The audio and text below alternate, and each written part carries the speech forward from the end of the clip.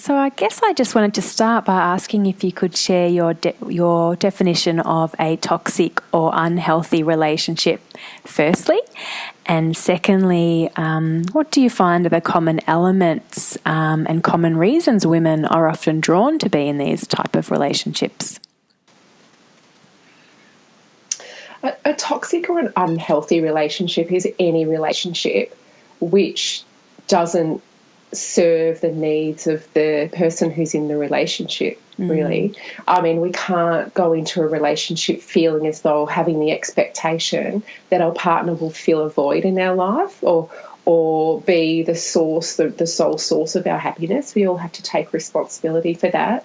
But sometimes in a relationship, we can end up being with someone who has a tendency, as you mentioned, about all the unwanted emotions, has a tendency to trigger those emotions, and then we lack a sense of being able to have responsibility for our own emotional well-being and our own happiness in that relationship. A toxic relationship doesn't necessarily always equate to having a toxic partner. I think we have to own, part of, regardless of our choices, we have to own part of the responsibility of a relationship being toxic, which I think is a bit of a misconception when we think about an unhealthy relationship. We tend to think of someone's innocence, or it tends to evoke a bit of a victim mindset, and just choosing to be with the wrong person and making that person, making that other person wrong, or that other person being the one that has, I guess, poor relational skills. But it's not always the case. Sometimes two people can co-create something that's not ideal. Yeah, definitely. And what common sort of reasons do you find that women are often drawn to these relationships that sometimes don't meet their needs, or they're not getting their needs met, but they're still in them anyway? Yeah, and this is I could actually have a conversation on this for hours and hours, probably days and days, because it really is actually the core of the work that I do with my clients, is actually finding out what is this, where is the source of this urge that they have to have this desire to have a relationship that's not ideal, that's toxic, or that's unsatisfactory, or doesn't meet their needs. And, why do we settle for unhealthy relationships? Why do we settle for partners that don't respect us like we deserve to be respected? And quite often it comes down to patterns that have been developed in childhood. And like you sort of touched on, in all areas of our life, we, as a baby, we come into this world knowing that we are loved and loved. Knowing that we are, we don't, as a baby, we don't think, oh, I need to look thinner, or I need to have, a better this, or I need to be more of this. We just are. Right? My cry needs to be more aesthetically pleasing. Exactly.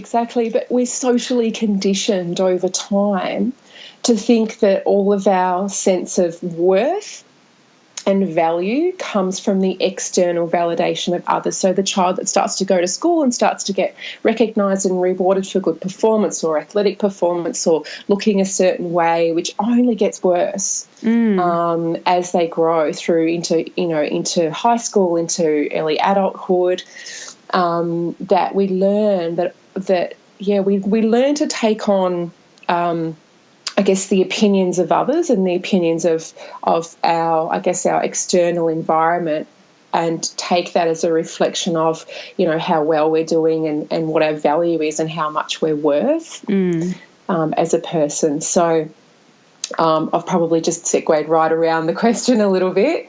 So I think often as women, a relationship is just an additional source of that external validation as well. Yeah. And you're probably aware of the Carl Jung's phenomena, the father's daughter. No, I'm not actually. Okay.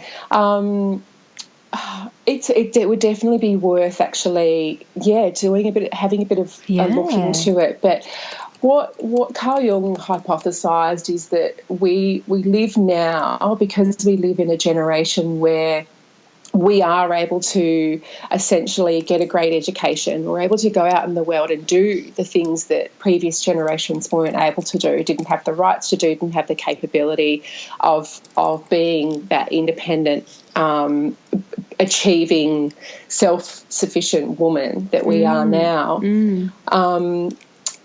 What that spawned was a generation of women who are quite ambitious, and certainly able to, we're all able to look after ourselves. And what Carl Jung suggested is a lot of the drive or the motivation for that came from this sense of wanting approval from our fathers. If we think about a lot of our fathers and my father was a baby boomer era father, and generations before that didn't necessarily grow up in families that many of families that actually had lots of physical affection and open signs of love and acceptance and connection in the family unit. But what happened with daughters of our era is we grew up often actually feeling a sense of love and validation and achievement and recognition from our fathers when we started performing well at school and performing well in our career. Yeah, so it's like the valuing of the masculine energies and external signs of success as well. Yes. Very interesting. But we learnt to do more of that because it did feed our sense of worth, our sense of value, particularly from our fathers. And being, I guess, a psychotherapist, Carl Jung talks about why, as women, that's so important.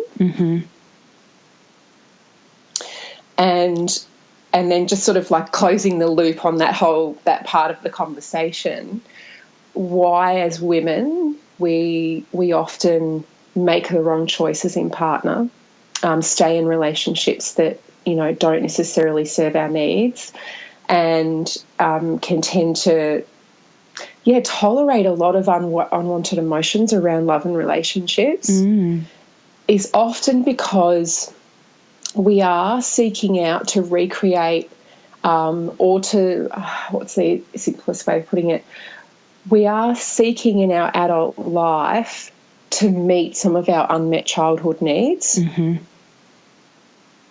And a lot of those unmet, not always, a lot of those unmet childhood needs are to do with having a closer relationship, a deeper connection with our father.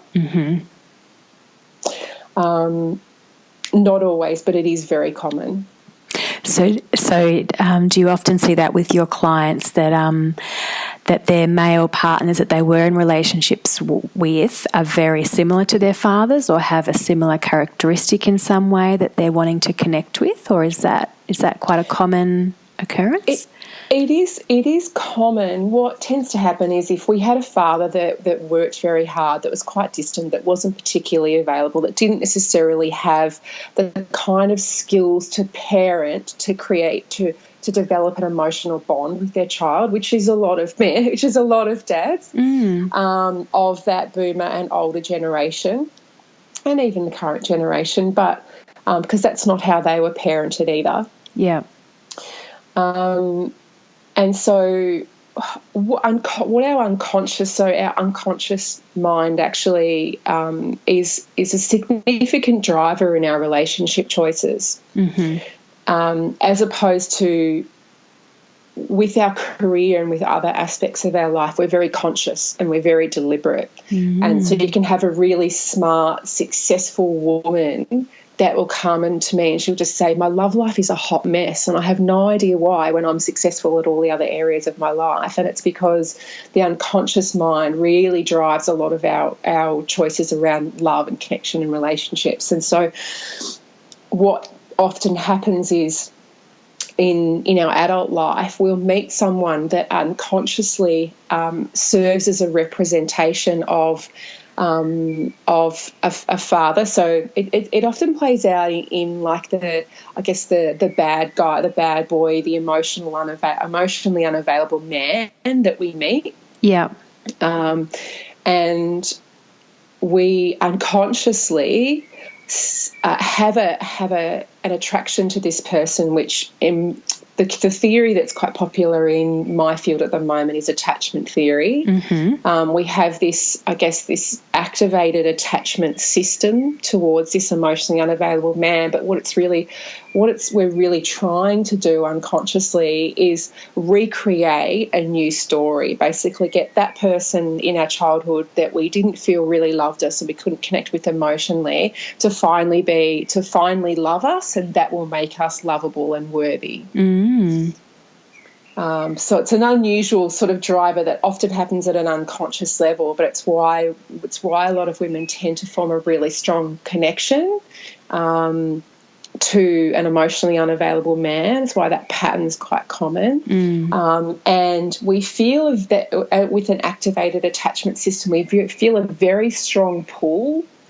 Women will call that, but the chemistry, or, it's just, but it's actually not love. It's actually an activated attachment system. Which I guess is very ego-based too.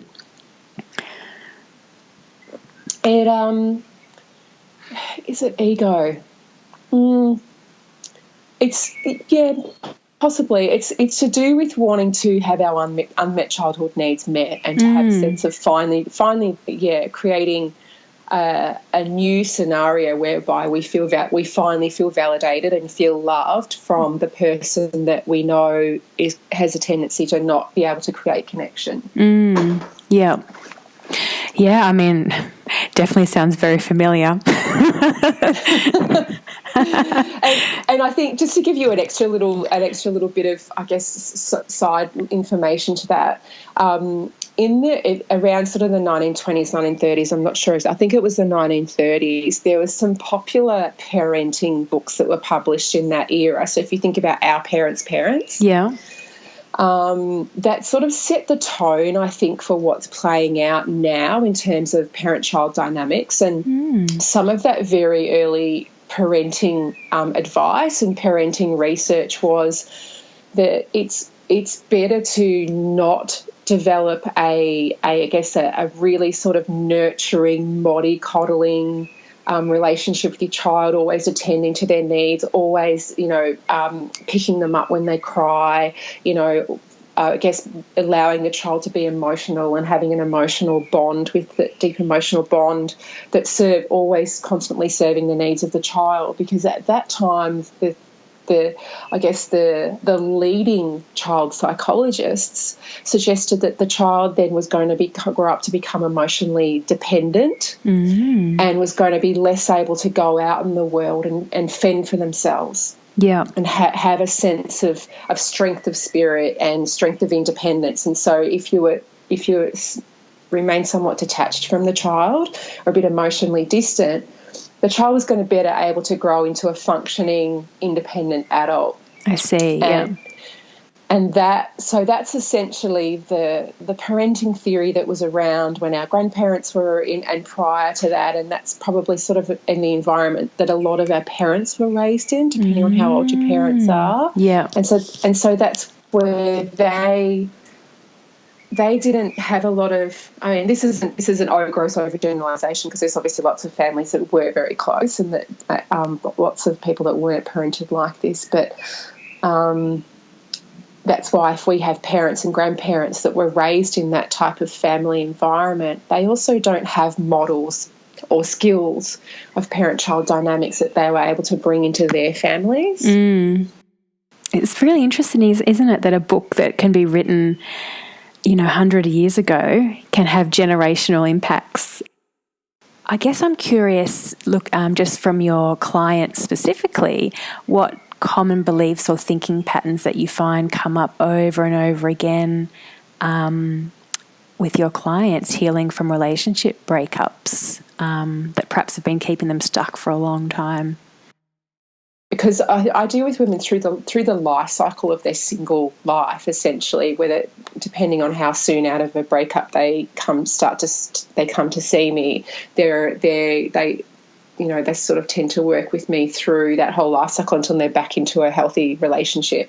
Yeah. Dealing with the heartbreak, becoming a successful single, and then into a relationship as well. I think all of the beliefs, when we uncover all of the, I guess, the surface level beliefs, which are, sometimes they're, I just feel like there's not going to be the right type of guy here.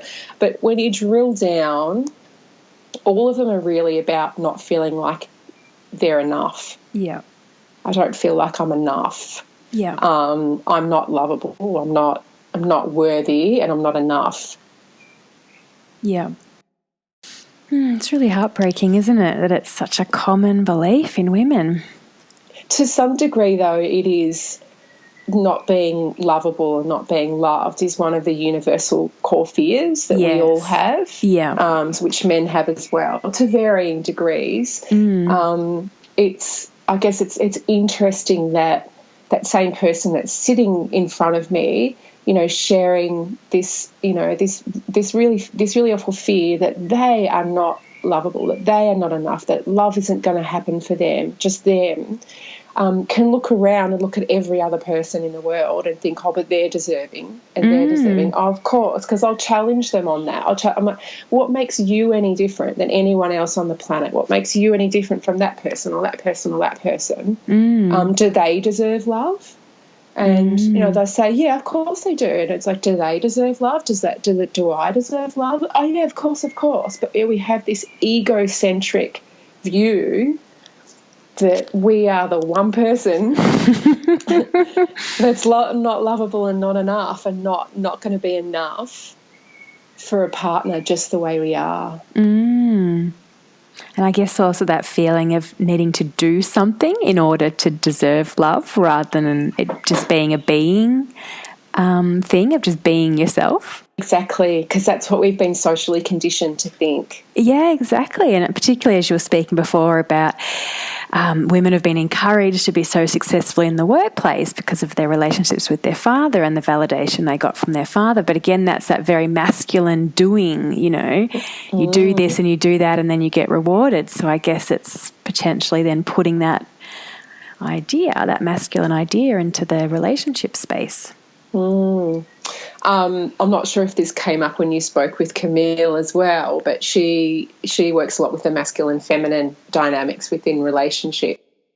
What she works with her clients is around understanding, if you take that energy that made you successful, that deliberateness, that conscious thinking, that masculine outcome-focused energy, that real driven energy, and you take that mindset into a relationship, I'm going to make this happen, I'm going to create a strategy, if you take that same energy into a relationship, it just doesn't work. And it never will, not in this generation and not in any in the future. So that's one of the other things that makes, I guess, it makes it a little bit challenging for women. God, no wonder we're all confused. Moving forward, because we can't, that masculine kind of, I guess, sort of aggressive, I'm going to make this relationship happen, I'm going to pursue this man, I'm going to create a strategy so that he will, I have control of how this all plays out, which is what our inclination is, because we've had success using that male type, masculine type mindset in other areas. So it's actually about totally sort of unprogramming all of those behaviours. Yeah. And approaching love in a totally different way. Oh, definitely. I guess my book's also a little bit about that concept too, of that patriarchy has sort of taught us to value the masculine energies over the feminine. And that's caused the imbalance, and not that feminine is better than masculine, but just that they're both equal, but haven't been equally valued in our society. So all of those, feminine things of surrender and flow and love and nurturing, and we haven't really got that much validation for having those feminine traits under patriarchy.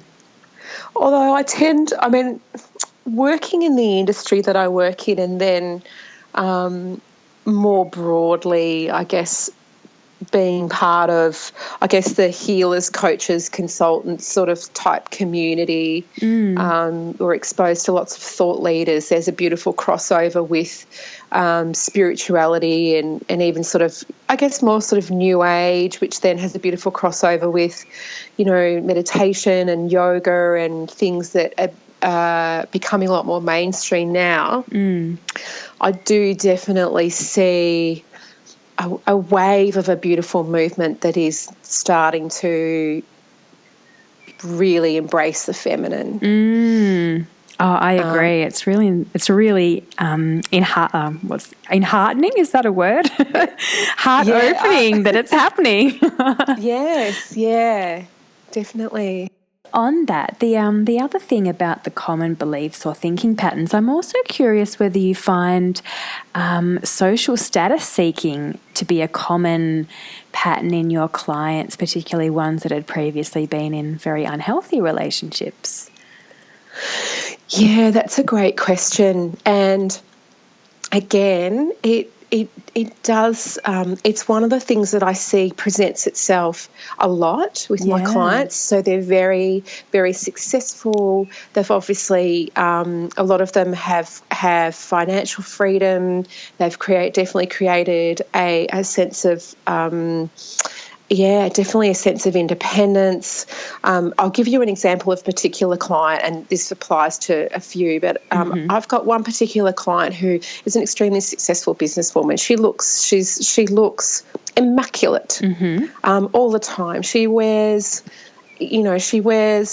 like clothes that most people couldn't afford to wear. Drives the BMW, has pretty much for all intensive purposes wouldn't want for anything, but has had a perpetually unsuccessful love history. And she is a Greek woman who was raised by a Greek father, and an immigrant and I guess the kind of values that are instilled there are very much work hard, be successful. That's sort of one of the most important values. And again, and you'll be, I guess you will have made it. You'll be worth something in Dad's eyes if you do that. But what happens when it comes to love is that if we define ourselves by by the material possessions and the external, I guess, perception of success that we have, if that's where we hold our own value, that's what we lead with when it comes to relationships. So what tends to happen is if you lead with a display of my success or a display of my wealth or a display of my material, my material self, it tends to attract people that are men that are impressed by that. Yeah. As opposed to leading with and forming connections based on who I am as a person. If we strip away all of the external, I guess, trappings of success and wealth and materialism.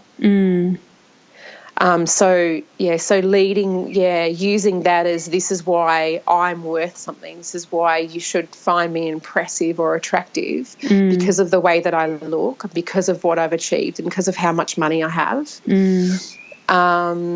It doesn't allow someone to really see her for who she is as a person, and she's her whole life has tended to attract the kind of man that was more impressed by those things. Yeah, which leads to all kinds of challenges, as you can imagine. Does that answer your question? Yeah, definitely.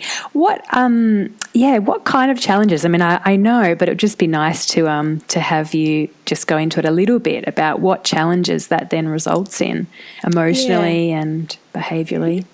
Yeah. So a lot of that, again, is a display of masculine energy. That success, the wealth, the material possessions is very much achieving a status that as you're well aware, is defined as success probably from more of a patriarchal perspective. What happens when a woman is very much in her masculine like that, and is impressive to a man, is that man tends to be someone that is probably less in their masculine and more in their feminine. I see. Yep. So what's typical of a really successful woman is she'll fall in love with a man who perhaps is actually reasonably well connected into his emotions, and she finds that very appealing. But what tends to play out is that he becomes dependent. She impresses him with the money. She's the one that's shouting him out for dinner. She's the one that's making all the decisions. She's the one that's driving the agenda of the relationship. And he becomes a very passive participant or a passive player, impressed by her, but what often tends to happen is she becomes then very frustrated. Why won't he step up? Why won't he do anything? I'm sick of supporting him. I'm sick of having to make all the decisions in the relationship. And she becomes exhausted. All she wants to do sometimes is have someone nurture her, just to relax, to be able to be in her feminine, to have that just to be able to embrace that bit of a balance. But she's so in her masculine, and then she's got this almost feminine energy type partner who's very passive. And can be quite unattractive over time, even if it's attractive in the beginning. Yeah. And what also happens with him is when he's sitting in his feminine for a length of time, I mean, different things happen as far as hormone balance as well. Dr. John Gray, who originally wrote the Men Are From Mars, Women Are From Venus books all those years ago, he talks a lot nowadays about, I guess, the chemical and the biochemical balance in relationships and what happens to that. And a man who's sitting in his feminine with a masculine woman tends to experience a reduction in testosterone. Interesting. And he won't realise consciously what's going on, but when a man is in his feminine and sort of playing more that feminine role in the relationship, he just actually feels disempowered, doesn't realise that that's all happening as a result of that relationship dynamic, but it does cause him to want to pull away, withdraw, or retreat from the relationship and regroup and do some masculine activities or spend time on his own or with his mates, and that then feeds into what I was talking about before with the attachment theory and the feelings of, being scared of abandonment and that sort of thing. So it's just creates this push-pull dynamic between the man and the man and the woman. Where he withdraws from the relationship, but then he's become dependent on it. Yeah, I see. I'm also curious whether you see in your work, or not really, sort of the opposite, where the woman is seeking the social status through the man. So perhaps not the case where a woman's quite financially and career and material successful in her own right, but perhaps if she's attracted to a man who is rich or good looking or has a good job, or whether that's common or not really at all. I actually don't tend to. Yeah, it's an interesting question. Just thinking about the clients that I work with, I don't actually tend to see that a lot. It's really interesting. It might have been something that was common 10 years ago, perhaps, but maybe we've moved on from that. I think early on, I'm just thinking out loud now. A woman who is inclined, who has that kind of driver, would probably learn very on that to be attractive to that type of man requires you to be able to really embrace you're feminine. I see.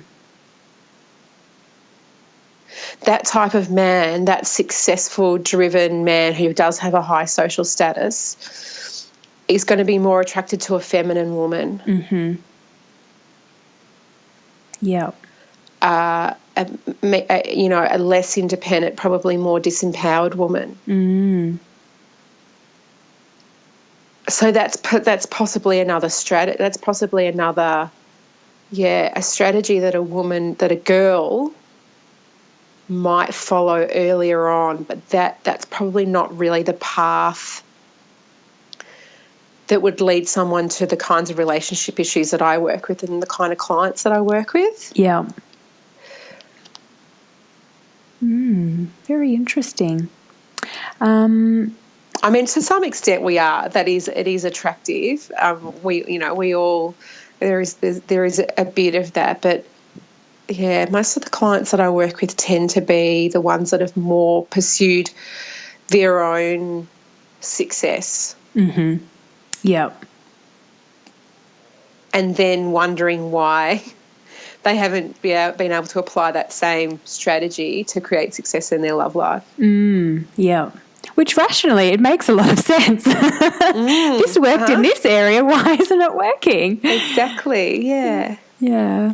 Well, that kind of is a good segue into my next question, actually, because I really liked your blog post about trusting your intuition when it comes to relationships, in the sense of not always taking other people's advice, which can sometimes be very mind-based and not really relevant to your unique experience. So I was just wondering if you could share a story or two, either from your own experience or from a client experience, where their intuition communicated something to them that actually really didn't make any sense, but they followed it anyway and it ended up being or leading to a perfect outcome. I could think of a lot of examples to the contrary. Okay. Or you could share, you can share the opposite example as well. So I talked earlier about the attachment theory and having an activated attachment system and feeling a sense of chemistry or pull or being drawn to the wrong type of person. And that's often where we ignore intuition. Every single woman that I see that has a story about how their relationship ended up toxic or unhealthy or tragic, when I ask them to reflect back early on of whether there were warning signs, like red flags, really early on, 100% of the time they'll say yes. Well, actually, yeah, this did happen really early on. So what I see a lot of women doing is ignoring those red flags, which are that's our intuition saying, hang on a minute, if early on he's saying he'll call or he's saying let's catch up next week and then you don't hear from him for a week, so his behaviours or his words and his actions are not aligning for a start, or, when you started to see, another common one is a lot of women will meet someone and find out that they're actually in a relationship. And so there's this crossover, but there's this amazing connection, and then he ends up leaving his partner. So this has happened to me, and I see it happening a lot. You meet someone, you have a great connection, there's kind of this grey kind of area about, are you actually seeing someone in a relationship? Yes, no, yes, no. And you're like, but things are going so well. Then they develop into a relationship, and he, cuts away his ex, and then the same thing happens. So when I met my ex, he was in a relationship, and we met through work, and we had a really fantastic time together and sort of started to build a friendship that was becoming quite romantic. And I'd sort of heard one of his friends talking about this girl that was supposed to be his girlfriend at the time, but he sort of said, oh no, we're not really together anymore, and it was all very vague. And we ended up in a relationship for a couple of years until the relationship sort of took a little bit of a turn and wasn't going that well, and he eventually did exactly the same thing. Wow. We broke up. There was a crossover period, I found out. And then he was with somebody else, so I think intuitively we sometimes ignore those things because we're so yearning for the relationship, and we're so just want to trust this, what we think is this amazing connection, which is often not always, those kind of feelings that make you feel giddy and off balance and that sort of thing. That's not actually love. It's something else, but that's what causes us to not trust our intuition, because whatever it is, it just feels compelling. It feels really strong. It feels exciting. It feels good. And so we pursue that to the point where we ignore the red flags, the intuitive responses that are coming up saying, hey, something's not quite right here. I can definitely relate to that, actually. I'm just thinking about a previous relationship, and it's so true. They just get overridden. Another common one is we'll meet a guy, and when that conversation comes up about our relationship, our respective relationship histories, it's quite common for men to say, oh, my ex was crazy. Yes. She went a bit psycho. She had problems. She had issues. Oh, she drank too much, or she this or she that. And for a guy to I guess paint a picture that his ex was awful and that he was the victim and she made my life so miserable and she knows blah blah blah, and then but he'll say that about a couple of exes. And then a woman will get into a relationship with him and realise he was just a really crappy partner, and no wonder, no wonder, their relationships ended up emotional and dysfunctional. And so I always tell my clients, be really mindful have that conversation and be really mindful of the story that you're hearing when you ask a partner. Do you have a partner now? Do I? No, I don't.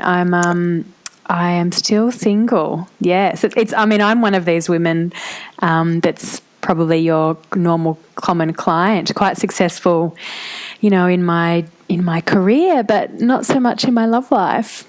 Right. But working with Camille, I didn't obviously get a relationship yet, but I've worked through a lot of self-worth stuff. I think that was really holding me back. And a lot of stuff I hadn't processed from my previous boyfriend. It's just sort of one of those things, once you actually start looking into it, there's so much more gunk there than you first realise. Absolutely. It's like peeling back the layers of an onion. It really is. And I'm like, I'm so over this onion. I just want to get to the core now. It's such a good process to go through. Absolutely. And I think relationships are our greatest mirror. Yep. They're our greatest teacher. They're our greatest mirror to show us. And I often say this to clients as well, what is it that you are hoping to get out of that relationship? What is it that you, especially when a relationship is ending, and we're like, if only, he did this differently, or if only he would have done that, and being able to analyse what was it that I wasn't getting from that relationship? What was it that I really needed more of? What was missing? And that's actually a beautiful mirror to what it is that we should have been nurturing ourselves with. So if I wanted more, I wanted more safety, I wanted more respect, I wanted more love, I wanted more intimacy, I wanted more, whatever it was that experience was reflecting back that you wanted more of, is just, I believe, is the universe's way of saying you've got to figure out a way to give more of that to yourself. That's showing you where inside you there is a sense of lack that you can fulfill without having to rely on a relationship to do that. Definitely. They're really good questions. I think I'm going to do some journaling after this interview. Great. great. Well, this just comes to my very last question. Okay. So if you could share one thing with the readers of my book, and I mean, you've spoke to a lot of things already, so if nothing springs to mind, that's okay, because you've already covered a lot of ground. But if you could share one thing with the readers of my book with respect to seeking and maintaining healthy, loving, genuine relationships, what would that be? A question I get, so I've had in recent times. Can I sort of preface this with a little bit of context? Yeah, of course. In recent months, I went overseas and I spent a month in Bali, and I came back and I had kind of armed my clients that were used to seeing me face to face a lot, that we were going to be connecting over Skype, but I really wanted them to go the extra mile as far as being open and vulnerable and putting themselves out there. I almost gave them a bit of an extra push while I was away. Mm-hmm. And I came back from Bali, and ironically enough, 5 of them within a space of a couple of weeks had met somebody, and met someone, not just somebody, but somebody special. Wow. Somebody really, and they're still and that was in August, and all of those women are still seeing that same guy. Yeah. Not just any guy, they pretty much have all just gone the guy. One of them's already moved to Tasmania to be with him, and they've been together they've only been together for a couple of months. Wow. Yeah. So she hasn't actually moved. She's given notice and she's moving, in the process of moving. But, now, my other clients, when I've shared with them this story, and I put a couple of posts in, on social media, I have said, okay, so what was it? What was the difference between what happened? What did they do? What was that all about? How did they get that success? And yet we haven't yet. And I thought about it for quite a while, and I came back to, I guess, a bit of a theory that's based in law of attraction, and a lot of Abraham Hicks that I've been listening to. And whether or not you believe in law of attraction doesn't really matter. Whether or not you sort of have that quantum sort of metaphysical openness, it doesn't really matter. But with this particular law, I see evidence of it playing out. Mm-hmm.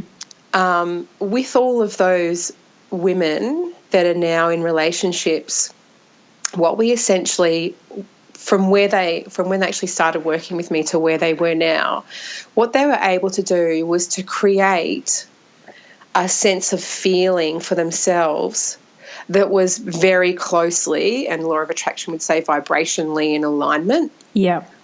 With how they wanted to feel in a relationship. So rather than saying, I'm 7 out of 10 happy at the moment and I'll be with my life, and I'll be 10 out of 10 happy once I've met him and he comes into my life, what we did was work on, well, how do you get to be 10 out of 10 happy now? What are all the feelings that you want to feel in a relationship? You want to feel excited. You want to feel loved. You want to feel nurtured. You want to feel supported. You want to feel passion. You want to feel alive. You want to feel peace. You want to feel whatever those feelings were. How can you feel all those feelings now? Because once you're in vibrational alignment with that experience and those feelings, that experience will manifest. Mm.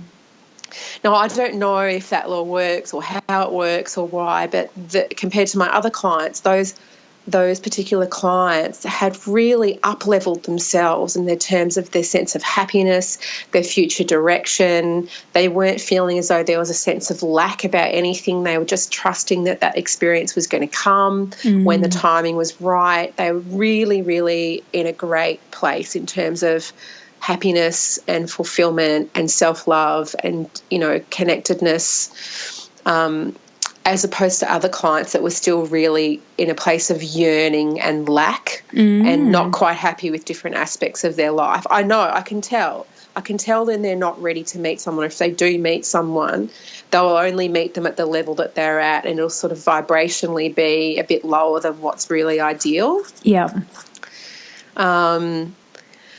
So I guess the one message that I would share is for someone who's wanting to either, draw in a beautiful soul level partnership or to I guess, improve the relationship that you're in, is create a state or a sense of emotional well-being for yourself that already is that. Yeah. I love that. Because it just, in all the years that I've been doing this work, I see the evidence of that happening time and time and time again. It's, and you hear people say, oh, and we just met just when I was least expecting it and it all just happened. But when you probe a little bit deeper, it was when she was just really high vibing. She might have been in her element, doing things that she loved, feeling really in flow with her work or her creative pursuits, and just, life was usually going pretty great at the time. And that's when it tends to just happen. And it's so empowering too, because it's something that you have control over, that you can control your own, obviously, energy that you're putting out there, rather than that sort of external validation seeking that we were talking about at the beginning, looking for someone else to fill that lack and blah, blah, blah. It's really empowering that you can tap into that yourself and then just draw it to you. Yes, absolutely. Great. Well, thank you so much. What an awesome interview. Covered so much ground. And thank you for being so generous with your time too. I really appreciate it. You're welcome.